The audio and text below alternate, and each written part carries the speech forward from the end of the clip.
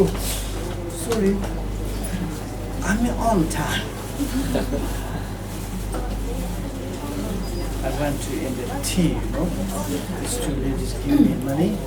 Let's go to shopping. And I went to the tea.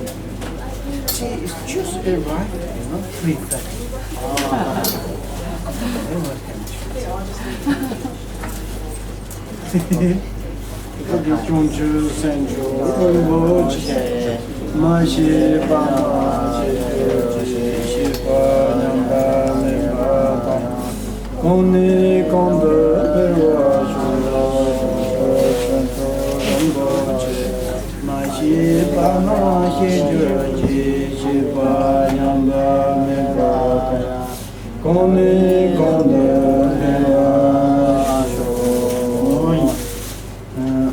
Thanks. Please, could you generate good heart? 咁我哋咧就發起呢個善心。Without good generate a good heart, then is our activities not become authentic. 咁我哋咧就係、如果冇呢個發起善心嘅話咧，我哋嗰啲行為咧亦都唔會係一個變咗係真誠嘅行為。And if we have good heart in our mind, then is whatever our activities automatically become virtue, authentic. 如果我哋係有呢個發起善心嘅話咧，我哋所做嘅行為咧，咁就自然咧係變咗係善良嘅、有美德嘅同埋真誠嘅。And also, he's avoid all these errors. Remember, everything's think the word and meaning and order of the teachings properly and without any mistake to listen to the Dharma or practice the Dharma. 呢個咧就好似今朝我哋所講嗰個，我哋應該咧就係、對於呢個記憶呢個佛法咧，就係、要避免所有嘅錯誤啦，就係、要應該咧就要嗰個文字要記得住同埋嗰個意思亦都要記住同埋咧就係佢嘅亦都要明白佢嗰個意思係點解同埋佢嘅次序亦都要係正確嘅，同埋佢嘅內容咧全部都係正確咁樣嚟到記住。And also, when we are study Dharma or practicing Dharma, if we have had this patent or this patent, how do you call it? This patent feel is like this heart nut.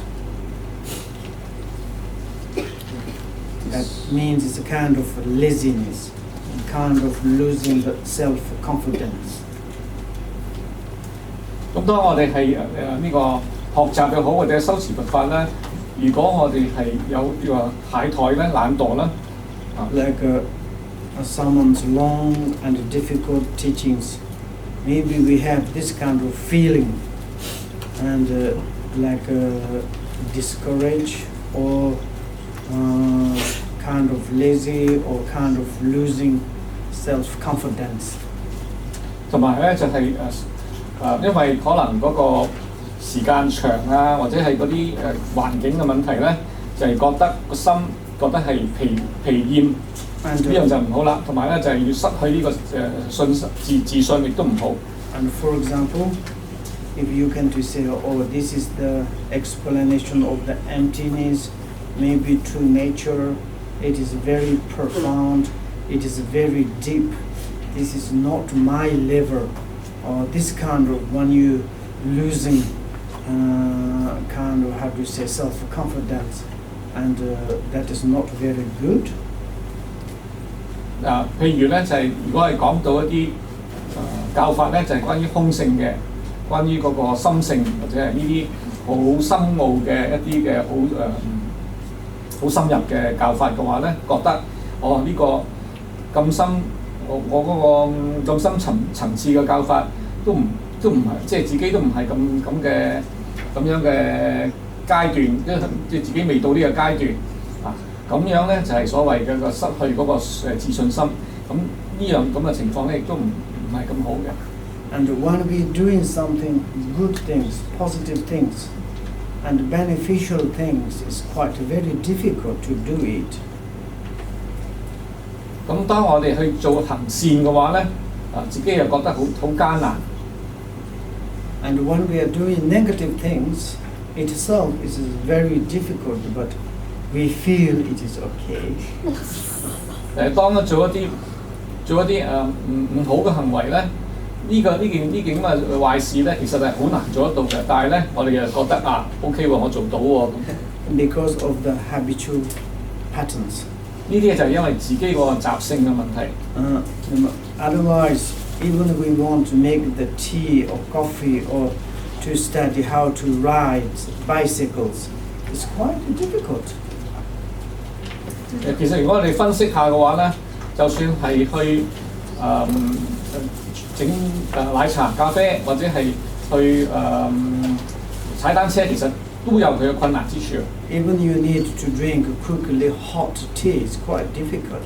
就算你係要好快咁樣飲晒一杯嘅熱茶咧，其實都係艱難嘅噃。We just went in the tea house. 我頭先啱就去咗一間茶館。We ordered very expensive tea. 我哋叫咗好貴嘅茶。The service tea brought just 3:30. 咁嗰個即係叫咗好耐咧，佢成3點半先拎到啲茶嚟。We finished at just 1 minute. 咁1分鐘就要飲晒佢。Just to hold the teapot to 將個茶碗倒落自己嘅口裏邊。It's difficult to spoon. 咁都好艱難嘅。I mean, it's like in also this book it says if you want to make a tea, just one cup of tea, it is a lot of preparations. Not a lot of 咁即使話咧喺個書裏邊咧，亦都有提過咧，即使係你只係要去沖一壺茶咧，咁其實咧都需要有好多個準備功夫嘅。Of course, for the preparation of the enlightenment, it is not easy. We need to do many preparations. 咁所以咧，我哋而家係想要覺悟咧，咁就更加係需要有好多嘅準備功夫要做唔係好容易嘅。Therefore, when we are listening Dharma teachings, especially some profound, difficult, and as I say, it's like a kind of the provisional teaching, definitive teachings, or the meaning of the luminosity, the meaning of the emptiness, and this kind of difficult, when you hear, this is so deep, so difficult, no, never say that. 咁譬如我哋係而家咧就係要聽聞呢個佛法，咁其中咧有一啲教法咧就係好深奧嘅，好難明嘅教法。譬如頭先我哋有講過啦，有啲又叫做權法，有啲係實法，即係了義經不了義經。如果講到係一啲關於光明同埋空性嘅課題咧，有啲人咧就會覺得呢個係太深啦，我聽唔明嘅，唔得，我搞唔掂啦咁。And many Buddhist countries, we losing, or we lost, or we are losing, we will lose about the profound teaching of the Buddha Shakyamuni. 咁喺好多即係以前嘅佛教嘅國家咧，已經係漸漸失去呢個佛陀嘅教法。And I have one student in Portugal. Portugal. 咁佢有一個嘅學生咧，就喺呢個葡萄牙。And he's a very special guy. 呢個係一個好特別嘅學生。He completely looks like gorilla, monkey. 佢好似一隻大猩猩咁嘅。Everywhere his hair is like monkey size. 成身都好長嘅毛。And he's a funny guy. he liked very much Buddha's teaching, but when he come and he listened teaching, he said, so much complicated, I can't do it. He said. 咁佢又好中意佛法嘅喎，呢位好似星星咁樣嘅人咧，但係咧佢中意佛法啦，但係佢聽咗佛法之後咧，又發覺哇乜咁深咁難㗎，咁複雜㗎咁。He says like if I become the Muslims, I just to say believe the Allah Akbar, that's all. 如果係信回教嘅話咧，咁啊簡單得多啦，我淨係話我信阿拉就得啦。Everything is Allah Akbar. No need to complicate educations, bodhicittas, dedication. Don't need just the Allah Akbar. That's just everything. He's a very simple, very easy. Why Buddhism so complicated? 你淨係祈禱阿拉搞掂㗎啦，又唔使話要有咁多嘅聽法啊，聽咁多法啊，又菩提心啊，又回向啊，咁多嘢嘅咁啊！你如果係回教嘅話咧，就好簡單，阿拉就搞掂啦。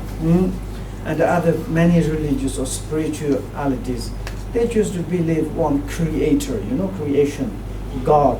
That's all. No need too many things. But Buddhism is so complicated. 咁有啲多數嘅宗教咧，都係即係淨係信一個神或者係個創造主，咁就得㗎啦，唔需要話好似佛教咁有咁多嘢嘅。And therefore, it's like many Buddhist countries, we are losing, disappearing the authentic teaching of the Buddha. 咁所以咧喺好多嘅佛教嘅國家咧，而家咧即係漸咧就係去佛教就式微啊，就失去咗佛教嘅教法。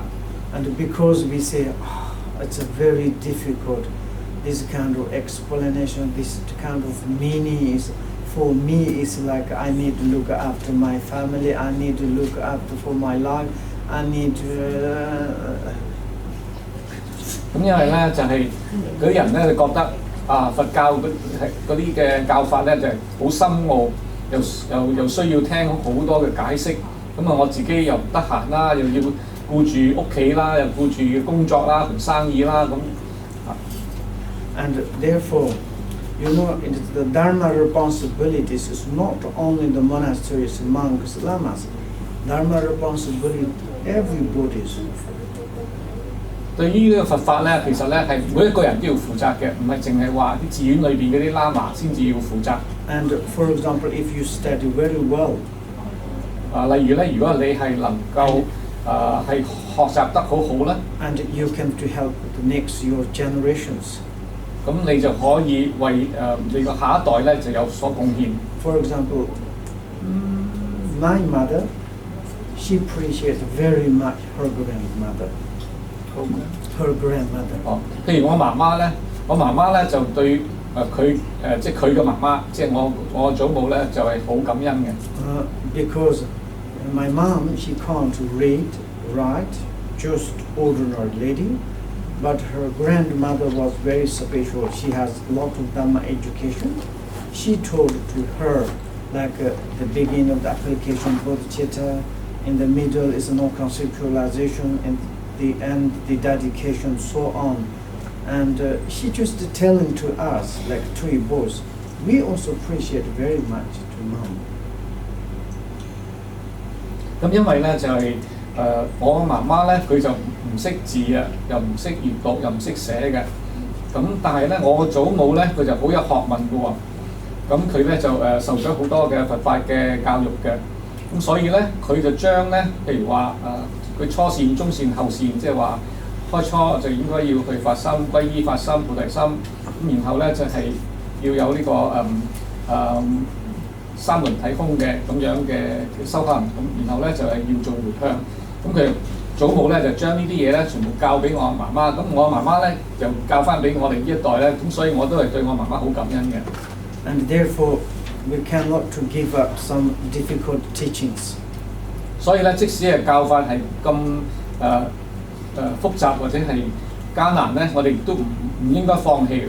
When we hear some difficult teaching, like a kind of the meaning of the provisional teachings.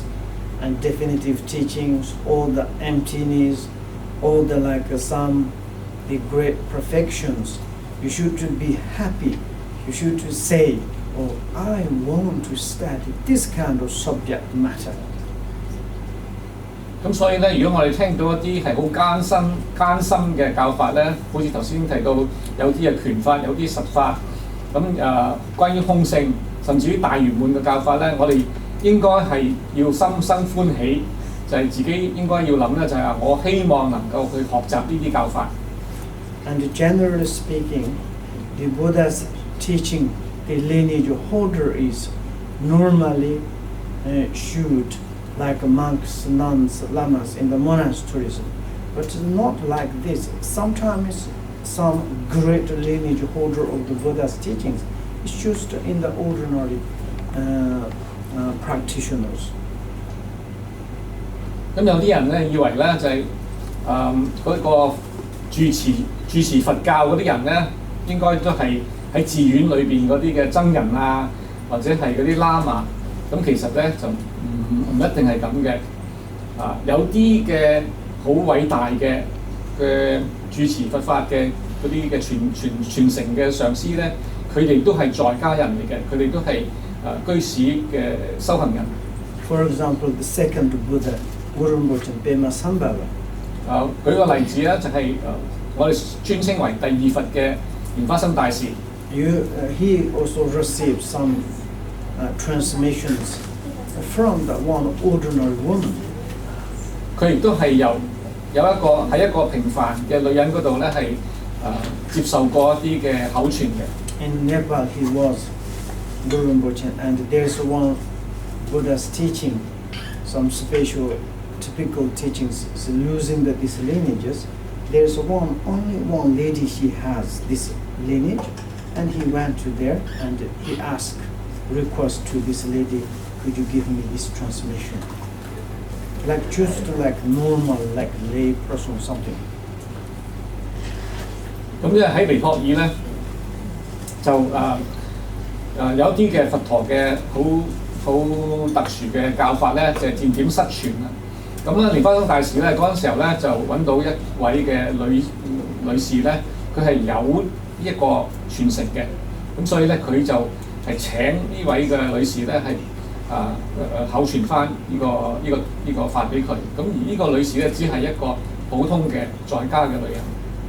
And this kind of feeling, losing the self-confidence, and we never like give power to them, and to have self-confidence, and do not afraid some deep teachings. 咁所以咧呢一種嘅咁嘅感覺咧，就係話失去自信呢種感覺咧，我哋就唔應該有呢一種咁嘅感覺。我哋應該咧就係反而咧就應該係有自信同埋咧就係唔好去害怕咧去學習一啲嘅比較深入嘅佛法。And also, however, the short and simple in maybe do not undervalue it as just eliminatory. 有時咧有啲好短嘅教法咧，或者係睇上嚟好簡單嘅教法咧，我哋咧亦都唔好低估佢嘅價值，覺得佢咁短可能係好膚淺㗎啦咁。Sometimes we have this kind of feeling, or like I heard many times about bodhicitta, or I heard many times the explanation of the three truths, or maybe this is like a small thing, it is very easy, it is like this kind of contempt, kind of insult, that is also mistake. 咁有時咧，我哋係有啲咁樣嘅感覺㗎，就係因為有啲教法咧，好似菩提心，我哋曾經聽過好多次啦。譬如話關於個三寶嘅解釋咧，我哋聽過好多次啦。咁覺得呢啲係好小兒科啫，咁太容易啦。咁就變咗咧，對佢產生一種輕蔑嘅一種嘅情咁樣嘅情緒。咁呢樣嘢咧就係唔啱嘅，呢係錯誤嚟。And therefore he said, remember the both word meaning perfectly, in the right and order, and with everything properly linked together. It is therefore indispensable. 咁所以咧，嗰、個書裏邊咧就會講咧，就係話我哋應該去記憶呢個佛法咧，佢嘅文句、佢嘅意義、佢嗰個次序啊，全部都係嗰個關聯咧啊，個關聯咧亦都係要知道，要呢啲咧全部都係不可或缺嘅。To give up or to avoid the 6 wrong remembers. 要去避免頭先所講嗰種嘅五不辭。To remember both word and meaning perfectly. 就係話要對於佢嗰個文句同埋意義咧，都要去好圓滿咁樣去記憶佢。And also it's like follow the right order. 要有正確嗰個次序。And to study or practice, listen to everything so properly linked together. 聞思修等等咧，都係好正確咁樣去到即係佢哋嘅關聯之間嘅關聯咧，全部係好正確咁樣去明白。It is very important. Also, it is indispensable. 呢個係好重要嘅，所以咧係不可或缺嘅。And for example, if we say like remember the wrong order. 譬如話，如果我哋記嗰陣時候咧係個次序記錯咗。And it's not properly to listen. 咁變咗咧。And not properly to listen. Not properly listen because you are not. Because you did not properly listen. Yes. 因為你聽嗰陣時候咧，你冇好正確咁樣去聽清楚佢，所以你就記錯咗佢個次序。All the sequentials are not linked to each other. 咁嗰啲次序咧，就唔係銜接咗，唔係正確咁樣銜接埋一齊。Then is not a very good result. 咁嗰個結果咧就唔好啦。For example, our parents. 譬如我哋嘅父母。And like wrong order to us. Wrong order to us. Wrong order. Wrong ordered. Parents. Yeah, parents. They wrong order. 如果我哋嗰個父母咧，俾一啲嘅指令俾我哋，佢俾錯咗呢啲指令。On the place of the tail, they put the head, and the head's place they put the tails. It's not nice. 應該放喺頭嘅嘢咧，放咗喺尾嗰度；應該放喺尾嗰度嘅嗰啲嘢咧，放喺頭嗰度，咁就唔好啦。Not very good, 咁就唔好嘅。Therefore, it's like everything is need to follow the sequential. 所以咧，樣嘢咧都應該係跟翻個正確嘅次序咁去。And right order, right link together each other. 咁呢個係應該要有正確嘅次序同埋正確嘅銜接。And like this kind of properly to listen to the Dharma, then the Dharma has become the real Dharma. Dharma has become the very beneficial, and whatever you listen Dharmas is very quickly affect in your mind. 咁樣能夠去正確咁樣去聽聞呢個佛法咧，咁呢啲得到嘅就係真嘅佛法，咁而都係會帶嚟好大嘅利益同埋呢個結果。And then is the second one, what to do.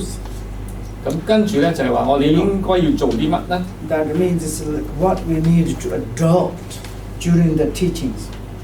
就係聽聞佛法嗰陣時候咧，我哋應該要係做啲乜？The conduct to be adopt while listening to teachings is explained as the 4 metaphors, the 6 transcendent perfections, and the other mode of the conduct.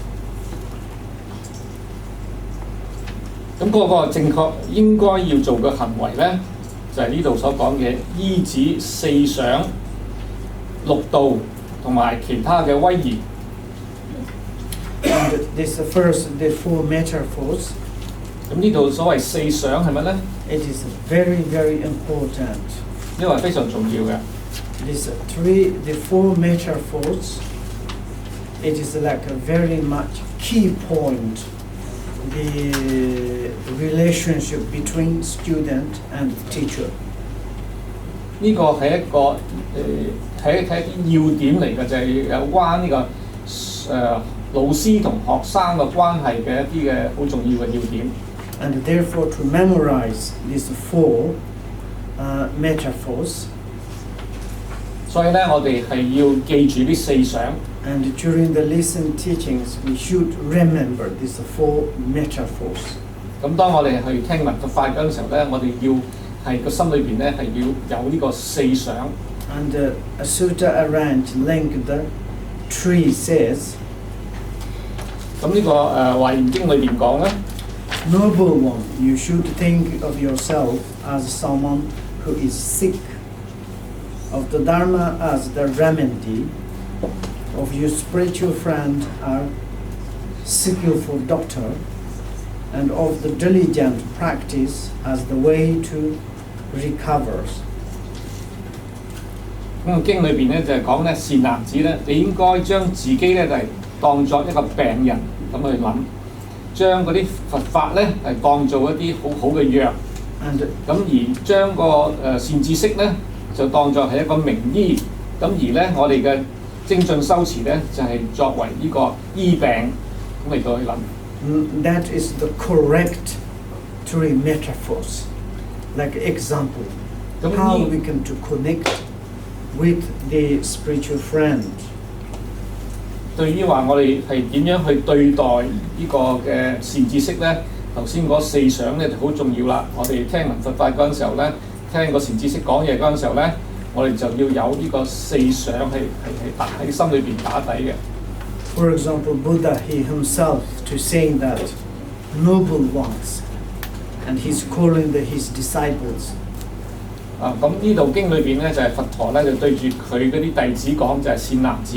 And if you really want to hear or listen the teaching of Dharma, 如果你想認真咁樣去聽聞佛法咧 and you should to think about yourself like someone who is sick.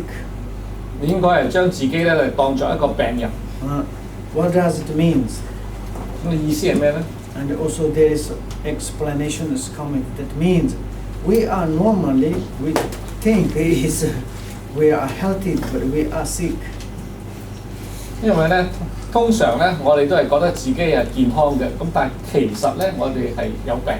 But because we have the 84,000 sickness, 我哋有 the disturbed emotions. 84000種煩惱啊，所以我哋係有病。And who can cure this sickness? 邊個能夠去消除呢啲病咧？ And only the skillful doctor of the Buddha, spiritual friend, and the medicine of the Dharma. 就係佛陀呢位嘅名醫啊，佢就係能夠幫我哋治病啦。咁而咧佢就用呢個佛法嚟作為個藥醫藥嚟到去幫我哋。And therefore, and ourself is the example of the sick person. 所以自己咧就係應該當做係一個病人。The Dharma as the remedy. 而佛法咧就係個醫藥。And third metaphors, the spiritual friend as the Buddha or teacher as the skillful doctor. 個善知識咧就係佛陀或者個老師咧，我哋就應該係當佢係一個名醫。And then the fourth metaphors is like diligently practice. That means it's like when we are sick and we receive some medicines. To eat medicines not delicious, but diligently eating in order to cure our sickness. 咁如果我哋有病嘅時候咧，我哋就要去食藥啦。咁你啲藥咧唔係好食嘅喎，咁但係唔好食咧，我哋都要依時依後去食。咁然後先至能夠治病嘅。咁所以咧，我哋都要精進修持咧，先能夠消除所有嗰啲煩惱啦。I think I drink the multi tea. Do you understand the multi tea? Multi tea? Yes. Multi tea means it's like many mixed tea. 哦，咁我諗咧，我係食咗一啲係嗰啲嘅茶咧，有啲茶咧係好多嘢就係混合埋一齊嘅。I'm already wake up. 所以咧，我已經係醒咗啦。You didn't drink multi tea. 你哋冇飲呢啲混合茶咧。You looks like sleeping. 咁所以你哋又好似仲瞓緊覺咁樣。所以咧，而家咧俾個機會你哋去飲啲混合茶啦。5 or 10 minutes. 休息10分鐘。To get the multi tea.